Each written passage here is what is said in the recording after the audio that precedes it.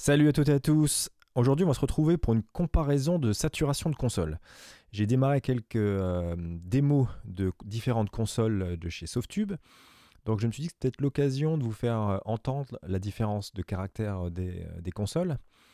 Et puis on va surtout voir ce que peut apporter la saturation, comment ça peut sculpter un son à la base sans avoir déjà équalisé ou compressé quoi que ce soit. Ça peut donner une bonne base de travail. Surtout aujourd'hui quand on travaille en numérique et on enregistre tout avec un son très droit.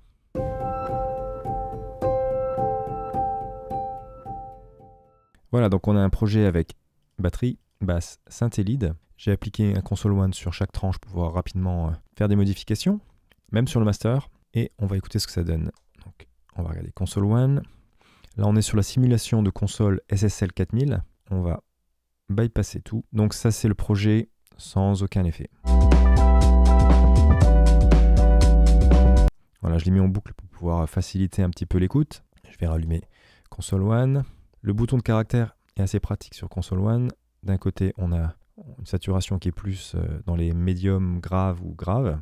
Et de l'autre côté, le caractère part dans les aigus. Toutes les pistes sont saturées en même temps.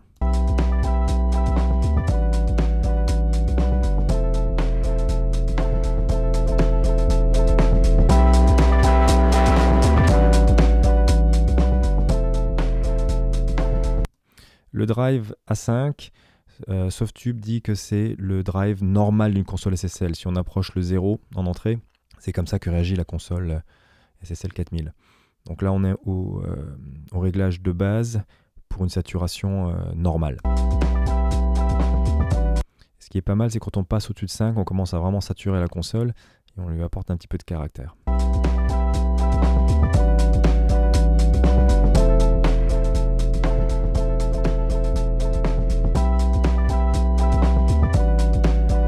Je l'aime bien ici vers 5 et quelques, juste avant 6.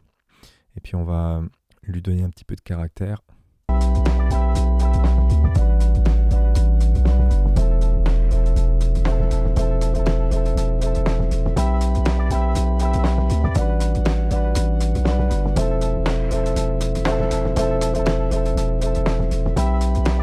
Voilà, c'est pas mal. Ça lui donne un petit peu de présence sans être trop agressif. Alors bien sûr, si on appliquait ça sur les pistes individuelles un par un, on pourrait sur la batterie mettre un petit peu plus de bas, sur le synthé lead mettre un peu plus d'aigu, mais là c'est vraiment pour montrer comment que ça marche et surtout le résultat. Donc on va écouter avant-après, on va bypasser toutes les consoles one d'un coup, c'est parti. Donc là vous voyez bien comment ça clignote en bas, bypass, vous verrez automatiquement chaque fois que le morceau repart en boucle, je remettrai la console one en route.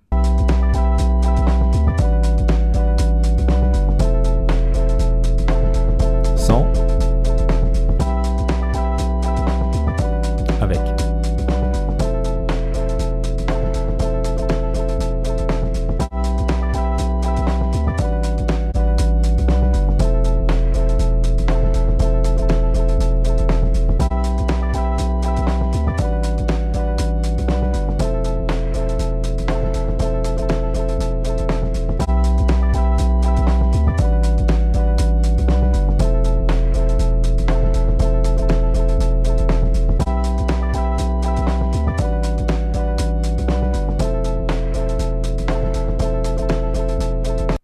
Le résultat est vraiment pas mal, ça donne un petit peu de présence, ça refocus un petit peu, ça recentre un petit peu les fréquences basses qui sont un petit peu trop présentes et qui se rendent un petit peu le morceau un peu sourd.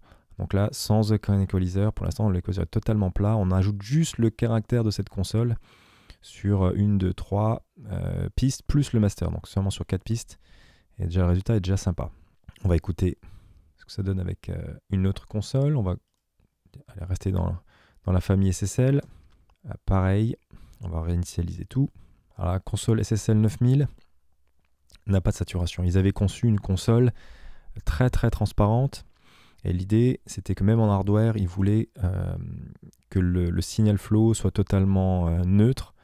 Donc elle n'a pas de caractère du tout, cette console à la base. Et donc ils se sont demandé comment ils pouvaient rajouter un petit peu de saturation. Donc en fait ils ont simulé la partie drive et tiré des racks SSL qui ont la fonction VHD je crois, qui permet de saturer avant les préamps. Donc on va écouter ce que ça donne.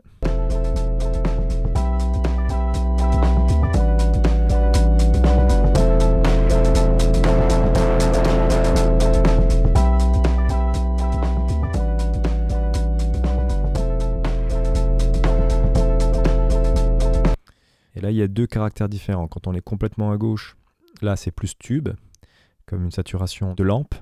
Et là, plutôt une saturation qui est de type transistor. On va comparer les deux. On va se mettre à une saturation qui est franche pour qu'on l'entende bien.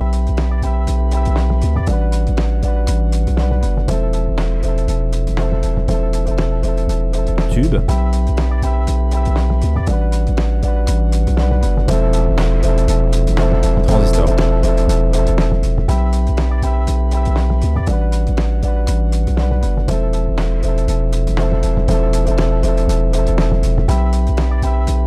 Réglage un petit peu extrême.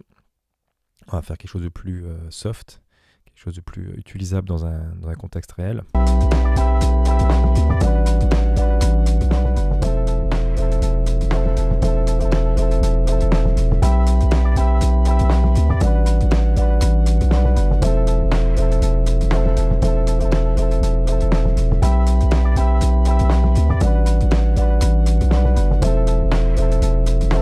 On va comparer avant-après.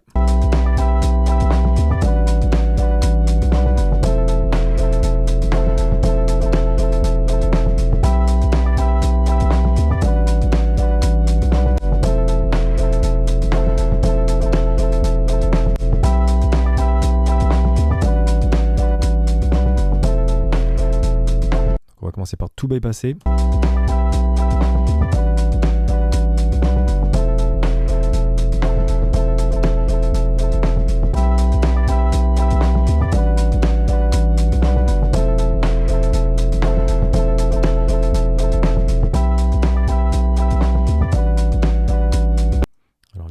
C'est un peu moins fort, on va juste baisser un petit peu le volume général avec saturation.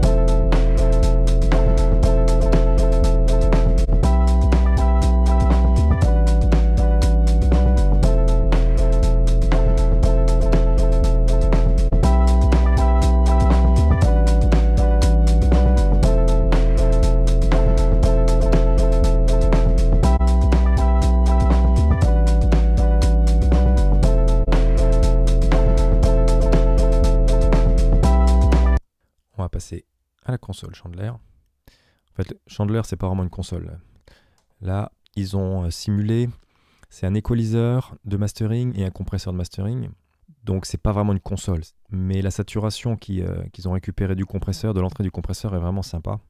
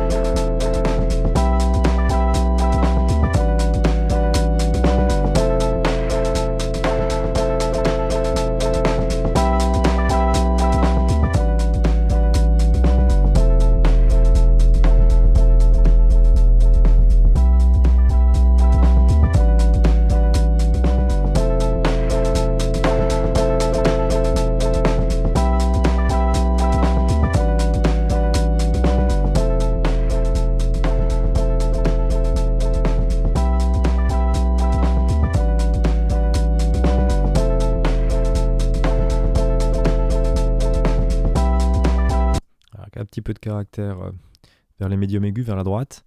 C'est assez sympa. Pareil, j'ai passé un petit peu au-delà de 5. La saturation de base est un petit peu trop gentille. Pour pouvoir bien l'entendre, on va saturer un petit peu plus. Puis on va écouter avec et sans. Donc là, c'est que ça nous toutes les pistes. Je mute tout. Et vous voyez bien en bas le bypass qui clignote. Donc on commence sans, les pistes sans traitement. Et je vais rallumer toutes les pistes d'un coup.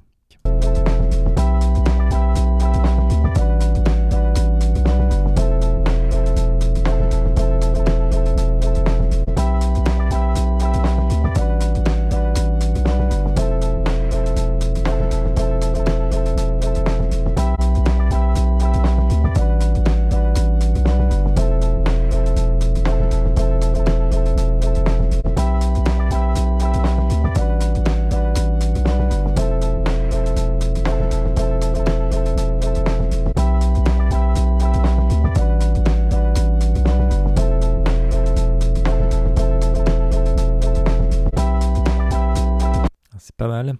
Ça remet un petit peu certains sons en avant, ça nettoie un petit peu le spectre. Il y a vraiment quelque chose de sympa là. Et la dernière, la console Nive, bien entendu.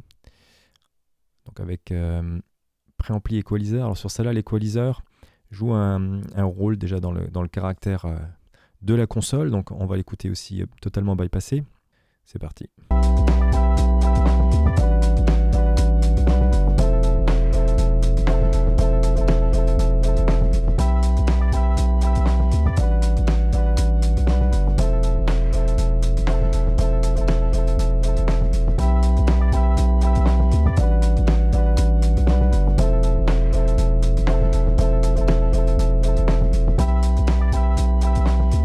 C'est assez flagrant. On va jouer un petit peu avec le gain maintenant. Donc, on va contrôler tous les gains en même temps. Avec pareil, toujours du côté droite, les médiums aigus, et du côté gauche, plus vers le bas médium.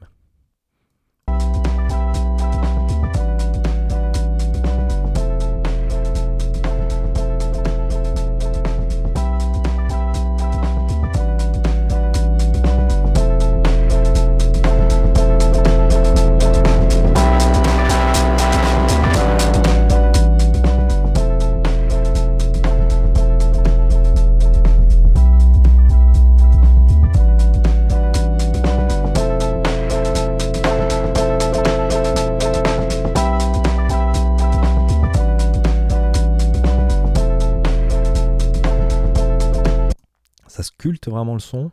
On va écouter avec et on va écouter sans.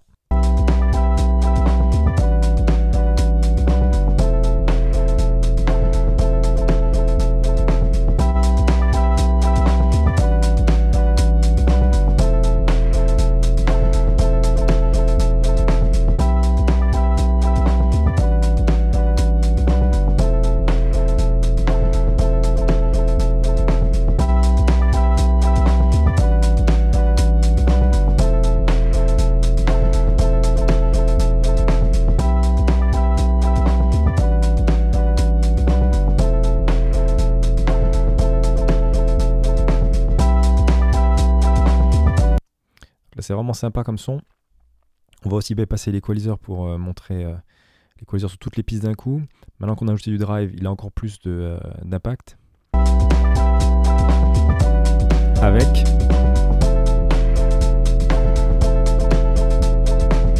Sans.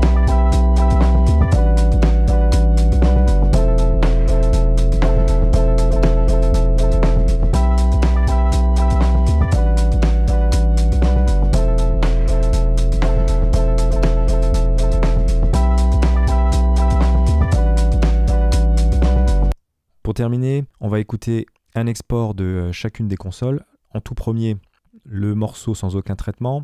En deuxième, le Chandler Limited. En 3 et bleu, le Nive console SSL 4000 en rouge. Et en vert, on a le SSL 9000. Ça, c'est la partie totalement non traitée. Sous la vidéo, vous trouverez un lien où vous pourrez télécharger ces exports. Ils sont en 32 bits 48. J'ai exporté en qualité maximum pour que vous puissiez juger par vous-même. Vous pouvez les importer dans Ado, les comparer un par un, n'écoutez que ceux qui vous intéressent. Donc on va écouter ça les uns derrière les autres.